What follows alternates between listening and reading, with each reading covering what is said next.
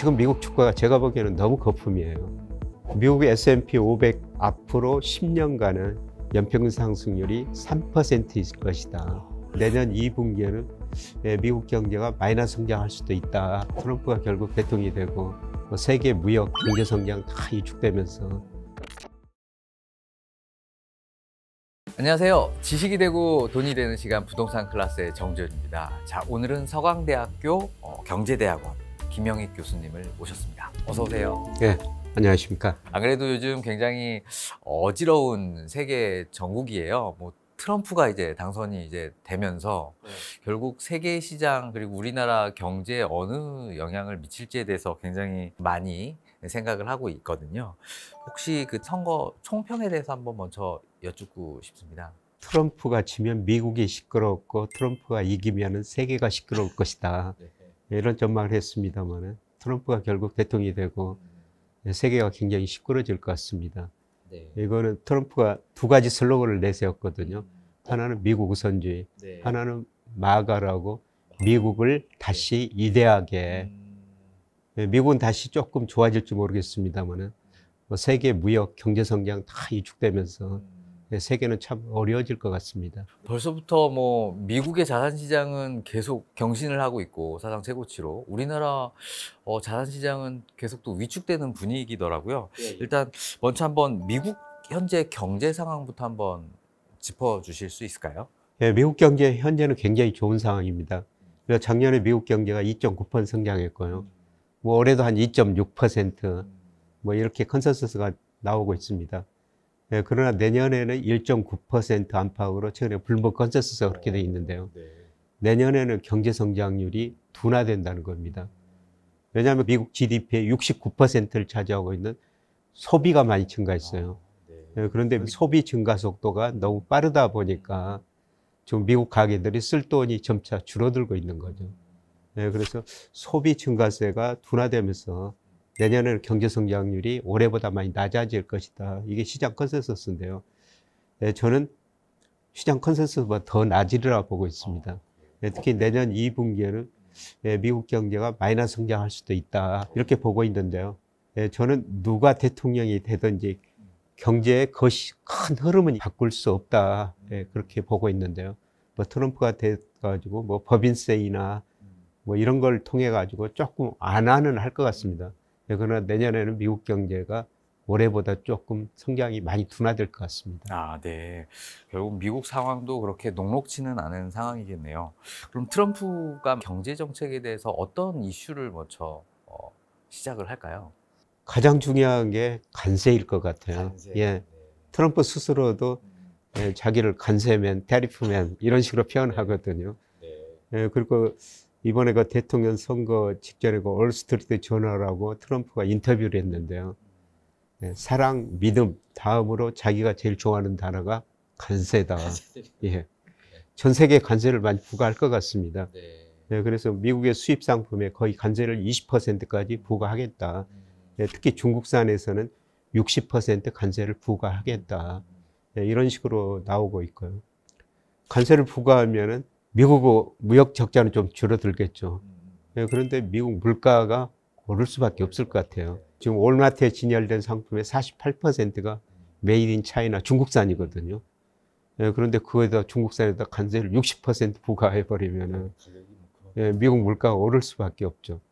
네, 그리고 또 법인세 인하한다고 그러거든요. 사실 지난번 집권 때 법인세율 최고 세율을 28%에서 21%로 내렸어요.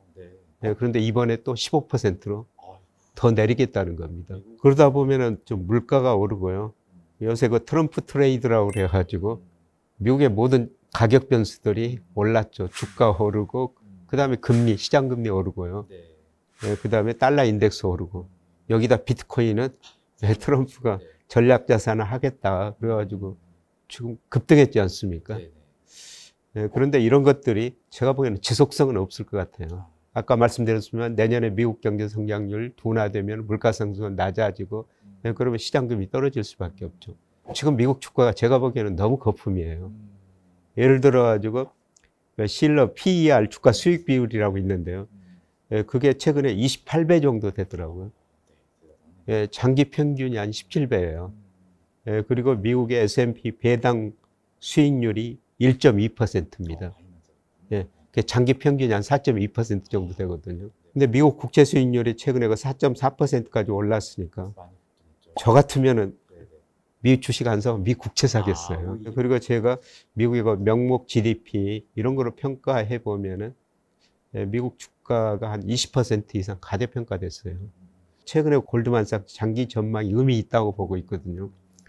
미국의 S&P 500 지난 10년간 연평균 상승률이 11%였어요. 그런데 골드만삭스가 앞으로 10년간은 연평균 상승률이 3%일 것이다. 그러니까 2000년에서 미국 IT 거품이 붕괴되면서 2010년까지 미국 S&P 500 연평균 수익률이 1%였거든요. 뭐 그때보다는 좀 높다고 그러지만은 지금 미국 주가 그렇게 많이 올랐기 때문에 앞으로 좀 상승률이 둔화될 것이다. 이렇게 볼 수가 있을 것 같습니다. 미국 주식도 이게 박스권이 가능한 건가요? 박스권이죠. 최근 10년간 우리가 미국 주가 오르는 것만 봤거든요. 그런데 미국 주식을 좀 오래 지켜본 분들은 미국 주가도 조정을 상당히 오랜 기간 동안 하는구나. 특히 2000년에 IT 거품이 붕괴되면서요. S&P 500이 제자리에 오는데 10년이 걸렸습니다. 그러니까 미국 주가도 아주 장기적으로 오르지만 10년 단위로 올랐다, 조정을 보였다. 그런데 저는 앞으로 10년간 골드만삭스 전망처럼 조정 기간이라고 보고 있어요. 뭐 성장이나 기업 수익에 비해서 주가가 너무 가대평가됐고요. 근데 주가가 가대평가된 만큼 경제 성장이 높아지거든요. 기업 수익이 많이 늘어나면은 주가가 지탱할 수가 있죠. 그런데 내년에 기업 수익이 둔화될 거라는 겁니다.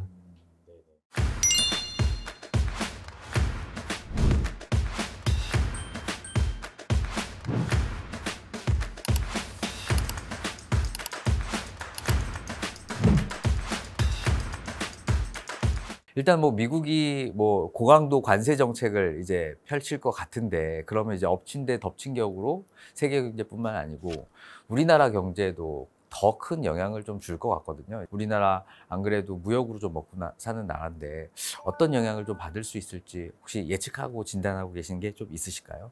작년 기준으로 우리 GDP에서 수출이 차지하는 비중이 38%예요. 우리가 수출 의존도가 세계에서 가장 높은 나라 중에 한 나라죠. 그런데 우선 미국이 관세를 부과하면은 대미 수출이 좀 줄어들 수가 있죠. 그 수출이 줄어들면 우리 경제 성장률 낮아질 수가 있습니다. 가장 최근에 KDI 한국개발연구원이라는 데가 경제 전망을 수정했는데요. 올해 경제 성장이 2.5에서 2.2%로 낮췄고요. 내년에 2.2에서 2.0으로 낮췄습니다. 조만간 한국은행도 경제 전망을 발표하는데요. 낮출 거예요. 그동안 수출 때문에 우리 경제가 좀 성장했는데 수출 증가세가 둔화될 거라는 거죠. 그리고 미국이 전 세계 관세를 부과하면은 중국도 미국으로 수출이 줄어들 수밖에 없고요. 다른 나라도 미국으로 수출이 줄어들 수밖에 없죠. 그러면 다른 나라들이 높은 성장을 해야지 우리가 그 나라들로 수출할 수가 있는데요. 우리나라 수출이 좀 줄어들 수밖에 없는 것 같고요.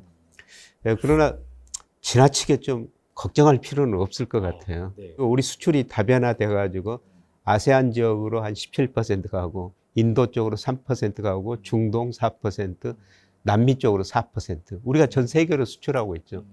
그래서 미국 수출 감소분을 다른 나라에서 어느 정도 상쇄할 수 있기 때문에 극단적인 침체, 위기는 아닌 것 같습니다만은 어떻든 그 수출 증가세가 둔화되면서 우리 경제가 당초 예상한 것보다 조금 더 성장률이 낮아지고 있습니다. 그 미중 무역 전쟁이 또 이제 그 고를 깊어 갈 것 같은데요.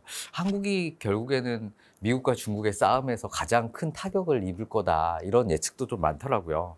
미국 무역 전쟁 어떤 식으로 조금 흘러갈 거라고 또 혹시 예측하시나요? 이미 지난번 트럼프에서도 무역 전쟁을 했고요. 지금 기술 전쟁하고 있죠. 그다음에 잘못하면 뭐 금융 전쟁, 무력 전쟁까지 갈 수 있다 이런 극단적인 시나리오인데요. 뭐 거기까지는 안 갈 것 같습니다. 그런데 트럼프 2기 무역 전쟁은 더 심화될 것 같아요.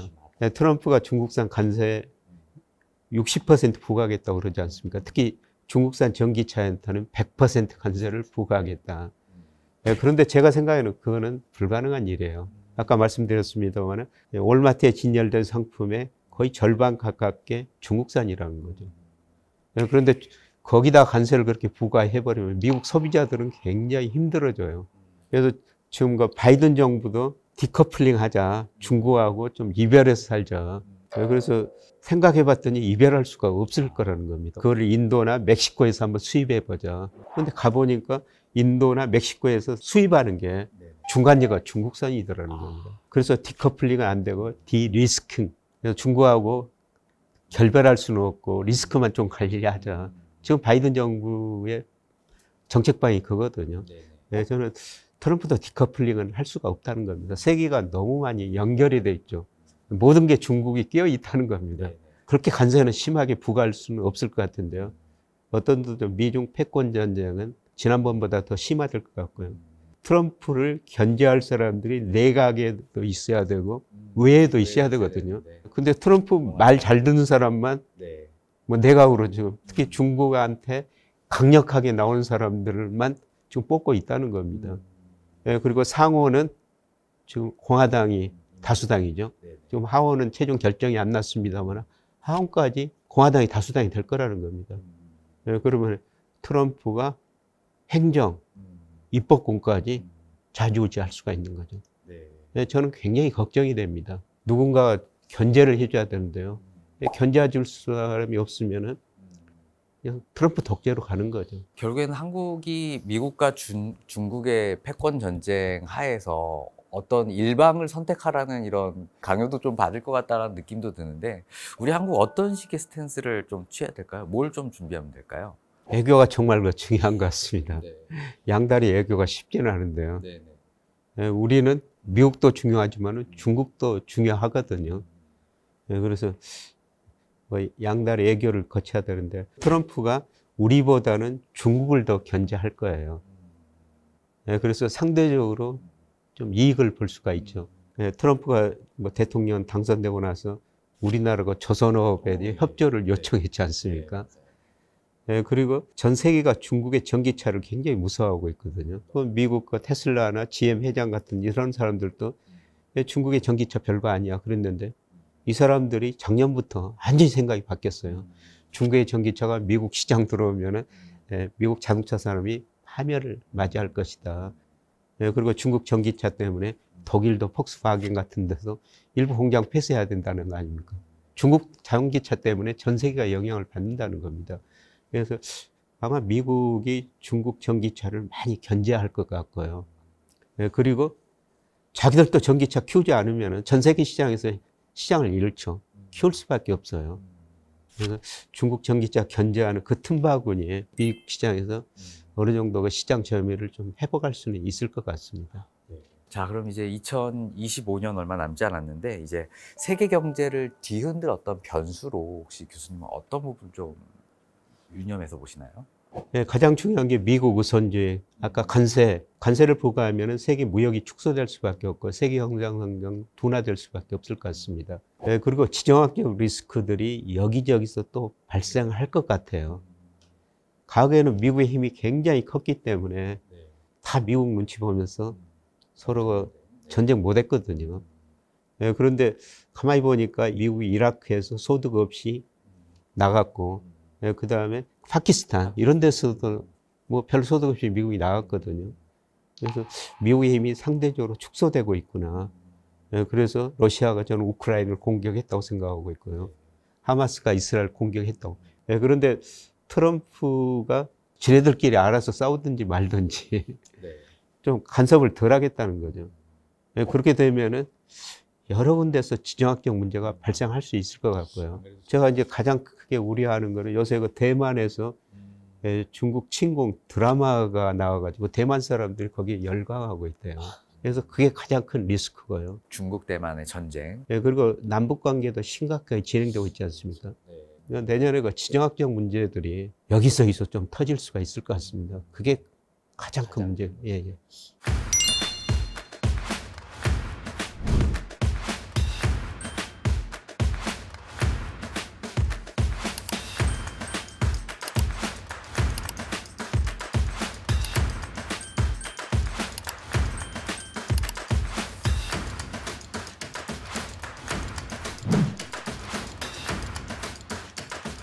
일단 미국 주식 시장의 흐름을 좀 어느 정도 말씀을 좀 해주셨는데 혹시 미국 주식 시장, 뭐 유럽, 뭐 일본뿐만 아니고 중국, 우리나라 자산 시장에 대한 향후 흐름을 한번 정리 좀 부탁드려도 될까요?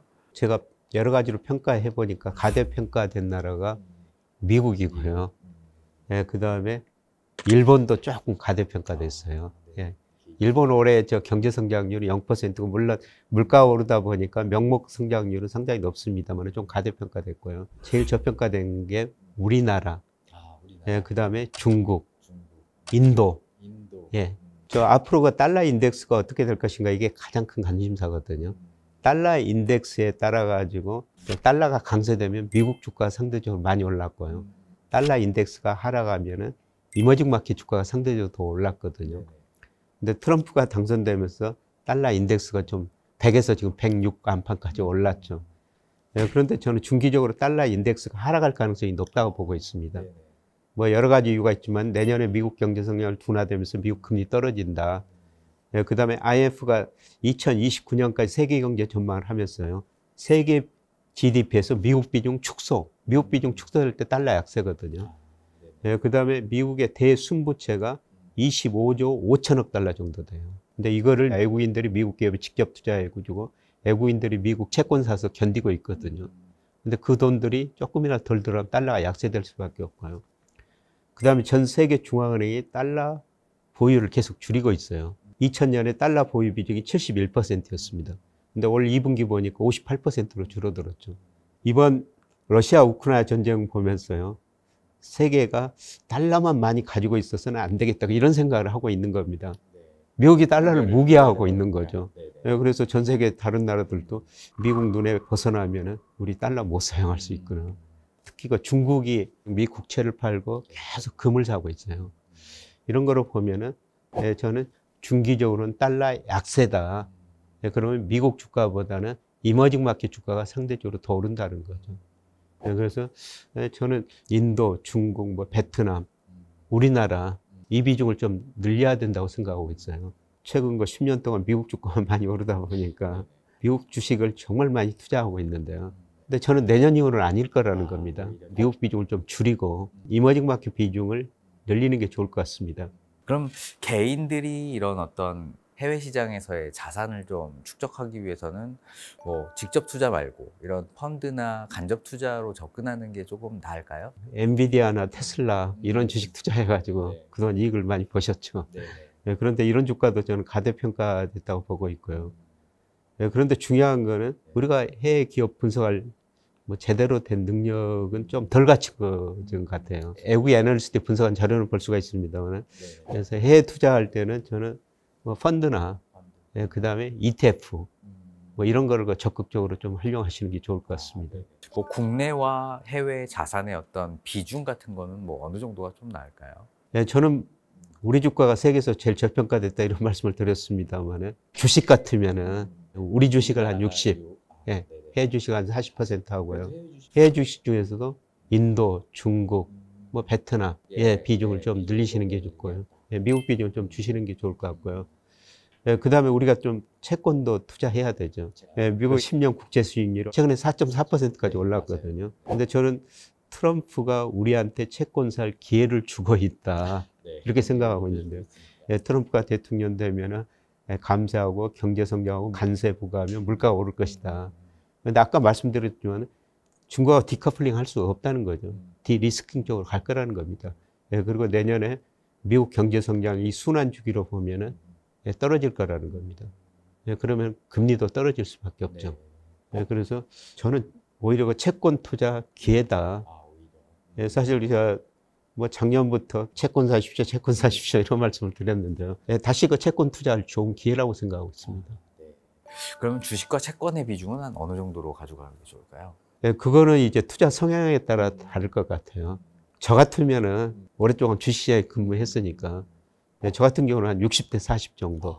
보통 그 일반인 경우 같으면 40대 60, 주식 40, 60.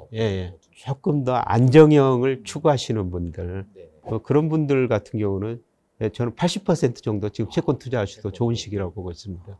그거는 뭐 성향, 연령별로 뭐 투자 성향에 따라 좀 다르다고 보고 있습니다.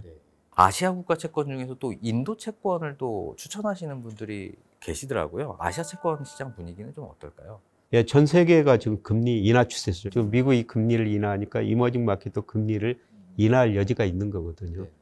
예, 그래서 오히려 지금 그 신흥시장 채권도 예, 괜찮을 거라고 보고 있습니다.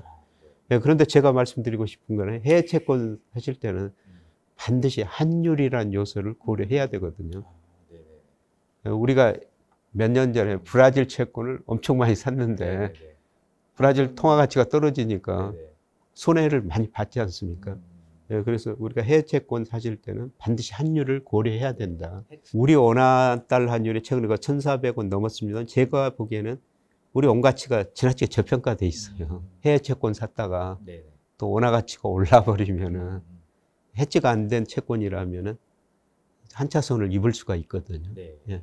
그런 의미에서 저는 채권 하신다면 70%를 국내 채권 투자하시는 게 좋을 것 같아요. 우리 경제 성장을 떨어지고 물가 성장이 낮아지니까 우리 금리가 다른 나라보다 더 많이 떨어질 수가 있다는 겁니다. 우리 이거 GDP 대비 정부 부채가 50%도 안 됩니다. 세계에서 우리 정부가 제일 건전한 정부예요. 우리 이거 만기가 긴 채권들, 뭐 30년짜리, 20년짜리 이런 걸 사시는 게 좋을 것 같습니다. 반도체 경기가 정점을 치고 지금 서서히 하락 사이클에 접어든 것 같습니다.